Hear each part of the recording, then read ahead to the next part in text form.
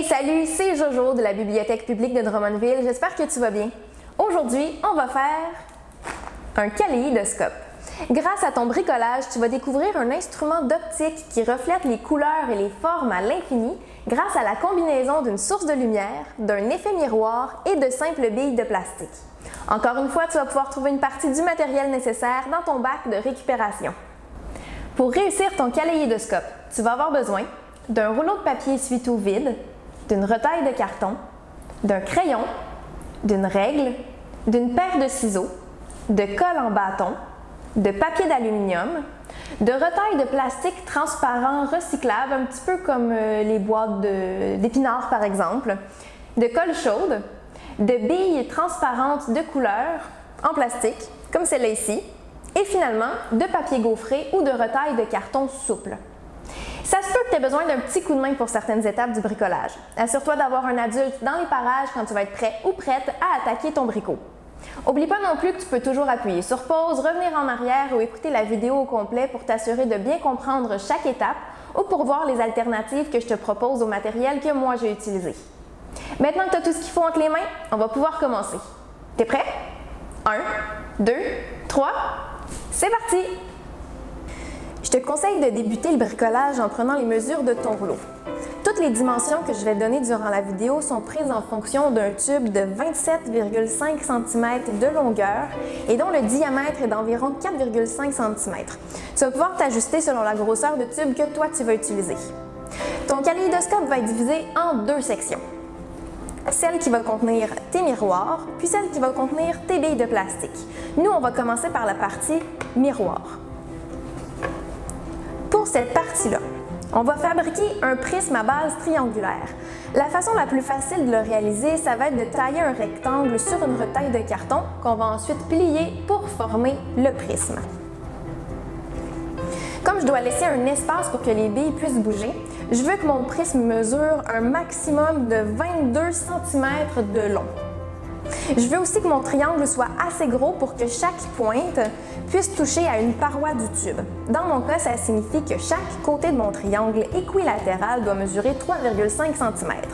Comme j'ai trois côtés, le rectangle que je vais tracer va mesurer 10,5 cm, donc 3,5, 7, 10,5 par 22 de long. Sur ma retaille de carton, je vais quand même tracer des lignes à chaque 3,5 cm pour me donner un petit coup de main quand va venir le temps de former mon prisme.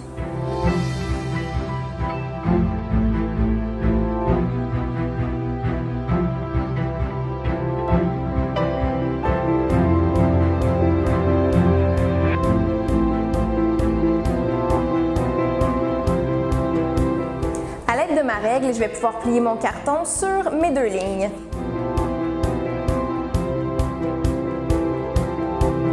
La prochaine étape, ça va être de coller mon papier d'aluminium sur mon carton pour créer mon effet miroir. Avec de la colle en bâton, je vais pouvoir fixer mon papier d'aluminium sur mon rectangle puis m'assurer que ce soit bien sèche avant de le plier.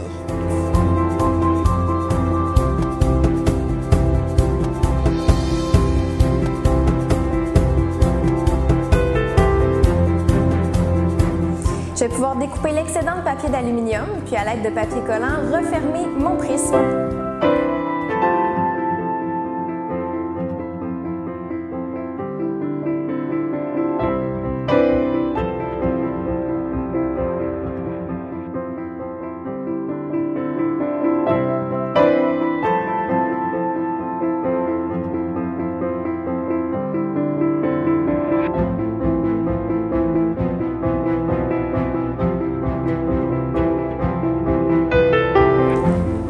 La première partie est terminée, je vais pouvoir tailler les trois cercles dont j'aurai besoin. J'en veux deux en plastique transparent, puis un en carton.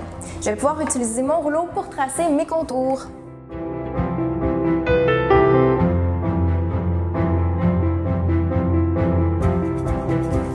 Au centre de ma pièce en carton, je vais dessiner un cercle assez gros pour qu'une fois découpé, je puisse regarder dedans un peu comme une longue vue de pirate. Je vais maintenant pouvoir les découper. Garde tes ciseaux pas trop loin parce que tu risques de devoir couper encore un tout petit peu du contour du cercle qui va aller à l'intérieur de ton tube.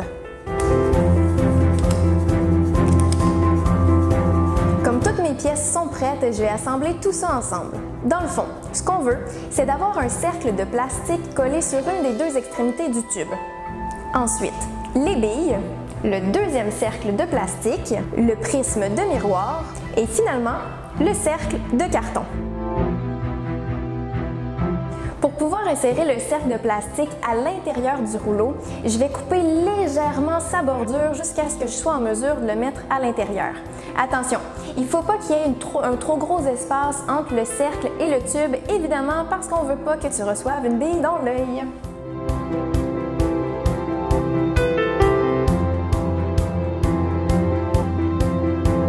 Mon cercle a désormais la bonne taille. La façon la plus facile et la plus efficace pour l'insérer, ça va être de coller sur mon prisme, ce que je vais faire en utilisant de la colle chaude.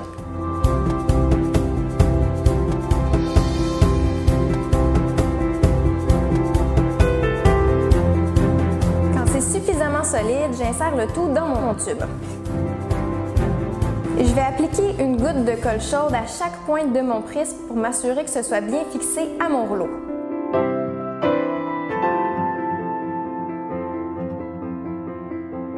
Toujours avec ma colle chaude, je vais aller apposer mon cercle de carton sur mon tube comme pour refermer cette partie-là. Si tu n'as pas de colle chaude, tu pourrais utiliser de la colle liquide ou encore du papier collant. Si tu utilises de la colle liquide, n'oublie pas de lui laisser le temps de sécher avant de passer à la prochaine étape.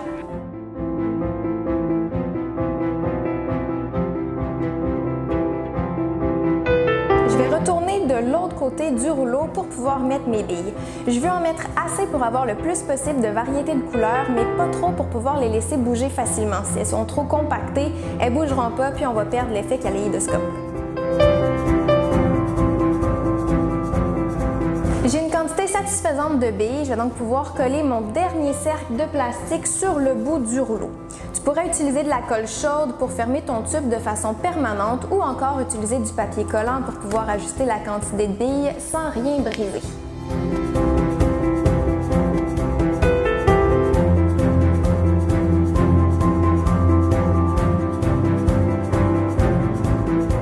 À bien faire pivoter mon kaléidoscope, je me suis coupé un rectangle dans un papier gaufré.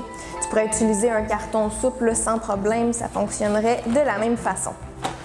Tu peux le faire de la largeur que tu veux, l'important c'est qu'il ne soit pas trop serré autour de ton rouleau, mais juste assez pour pivoter, mais sans tomber.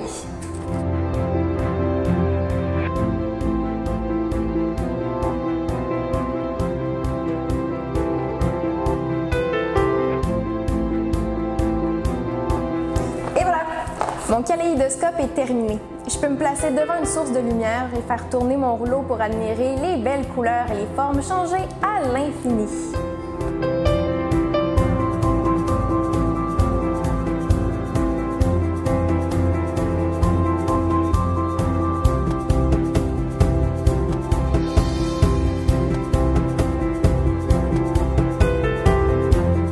Maintenant que tu as réussi à réaliser ton bricolage, tout ce qui te reste à faire, c'est à le décorer puis à t'amuser aussi longtemps que tu le voudras à faire changer les couleurs et les motifs. C'est génial hein, comme instrument? Savais-tu qu'il existe un procédé d'écriture kaléidoscopique?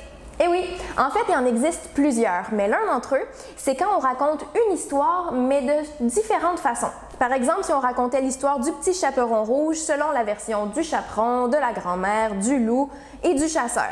On aurait tous les mêmes éléments, mais ils ne seraient pas nécessairement racontés de la même façon. On a quelques livres qui sont écrits de cette façon-là dans la collection de la bibliothèque. Rends-toi sur notre catalogue virtuel ou le prêtnumérique.ca pour pouvoir trouver ta prochaine lecture. On t'a mis les liens dans la description de la vidéo. Merci d'avoir été avec moi. Je te laisse aller ranger ton matériel, puis on se revoit bientôt pour un nouveau bricot. Bye!